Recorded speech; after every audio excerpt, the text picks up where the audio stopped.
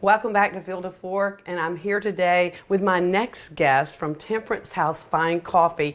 Welcome to the show, Lawrence Bridges. You are my entrepreneur on the show today, and it's because you have such a great coffee house in Demorest, Georgia. Where did where did the name come from? Well, there in Demorest, Georgia, it was born out of the temperance movement back in the 1800s. A gentleman named William Demorest from New York started it, and the temperance movement were these communities. And so Demorest was one of those communities that was born out of that, and so it was without alcohol, an alcohol-free area. So that was the temperance movement, and so a little bit of history from Demorest, Georgia is Temperance House Coffee. Well, you've been open how long now? We've been open since August 1st, so we're right at 6 months, and I always ask everybody, always ask me, how's it going? I said, well, I'll let you know in 6 months. Well, things are going very, very well for us. I think they are. You've got a wonderful setup right beside the college, Piedmont College, and winter time is here, and that's when I drink a lot of coffee.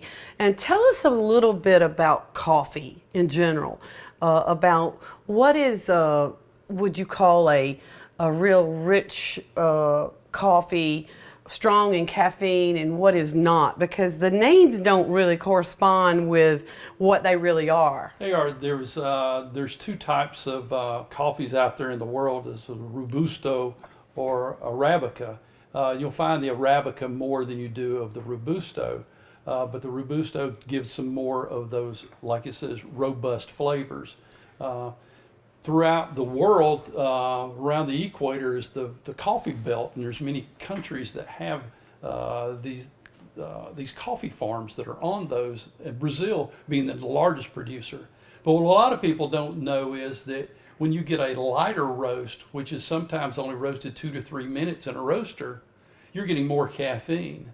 Like a blonde roast. Yes, a like blonde if you get or a medium roast, you're going to get more caffeine in the final product of your coffee than you would, say, out of a dark roast, which is spent maybe up to 30 minutes in a roaster. Well, I knew there was a reason I like the blonde roast. It has more caffeine, and it's really deceptive. It seems an opposite. Yeah, it's really, the word is deceptive, blonde, and you would think that's lighter, but what you get with the darker is more flavor, right? That's just it. With the different beans, the different temperatures, the different lengths of the roast in the roaster gives you the different complex flavors that you're seeing and tasting. Also, to me, when I open a bag of coffee, for me, my nose, I smell chocolate.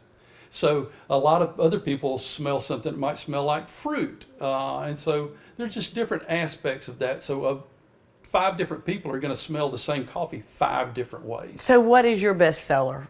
What we have the most of that we have found that we've used a lot, and we continue to change, but our house coffee right now is a Costa Rican black honey. And we found it's between a medium and a dark roast.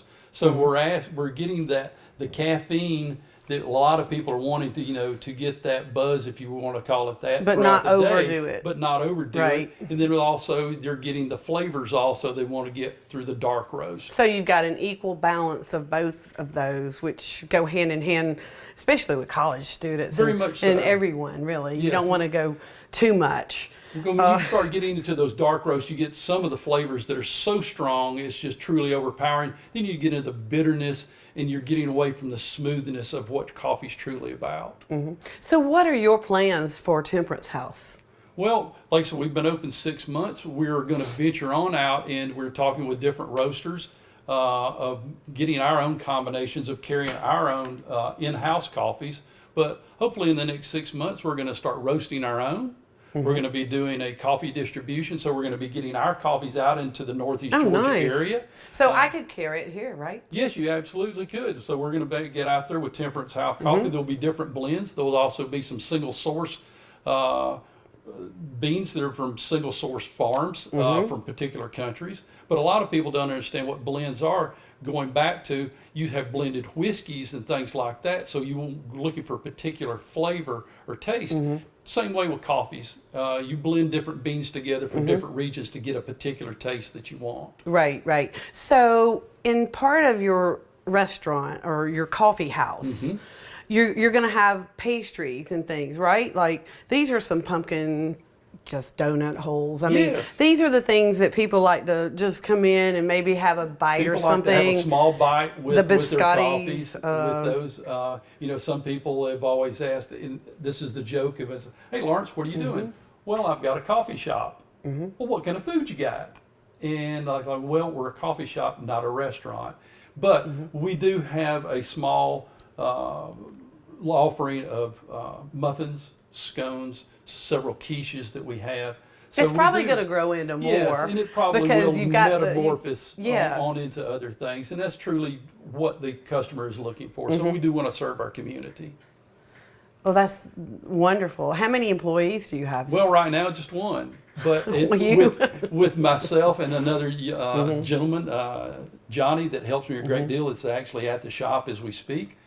But one of those growing pains is hiring more employees. And that was one of the things we realized back in probably about a month ago, that we were going to start having to add on 3, maybe even 5 employees.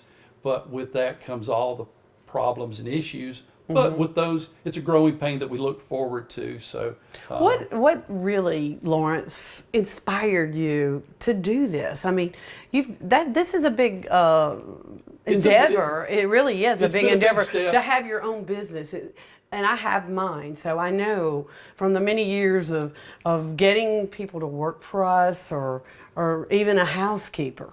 You know, it's truly when you step out on your own, you become your own boss. Everybody thinks, well, you know, hey, it's just the greatest thing in the world. You own your own business. It's totally different than doing a 9 to 5, 8 to 4, whatever it may be. it really means more It responsibility. truly takes on more responsibility. But with that, you get that self-satisfaction of owning your own business and producing something for the public.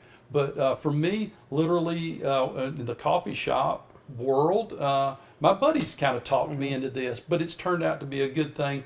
They were able to see something in me that I didn't see in myself, that I could bring out and offer to my community. Well, what I see is that you have a vision, and most people that are entrepreneurs, if they don't have that vision, they fail. And when I talked to you, when I walked into your Temperance house, I just felt like you have a plan. And you have a good plan. It's working. Everything in there is just an opportunity.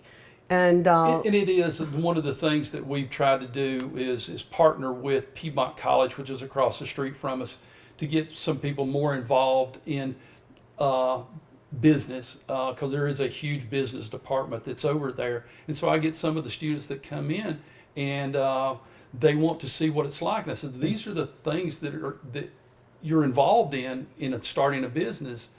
Something as simple as just getting a business license. They don't know about these things, and we're trying to acclimate them into that. But being able to look down the road as an entrepreneur is a wonderful thing. well, I noticed that you're just organized in the vision, the organization, the passion.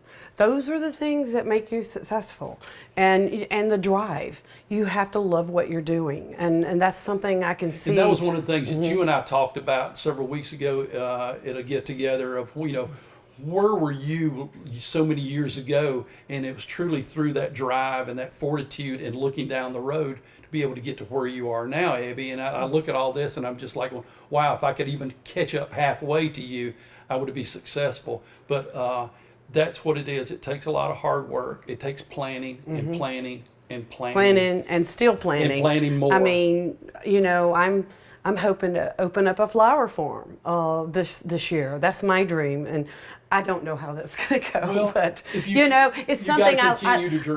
I started planting zinnias in honor of my dad, and just people love them. They want to come by, they stop by, they want to buy them, and I give them away, of course.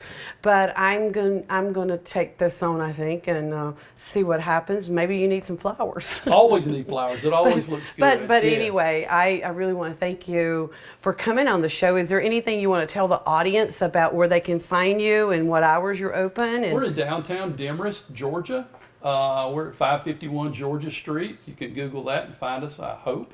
Sometimes it gets a little crazy on Google Maps. But we're open right now, Monday through Friday from 6:30 in the morning till 3. Saturdays are 7:30 until noon.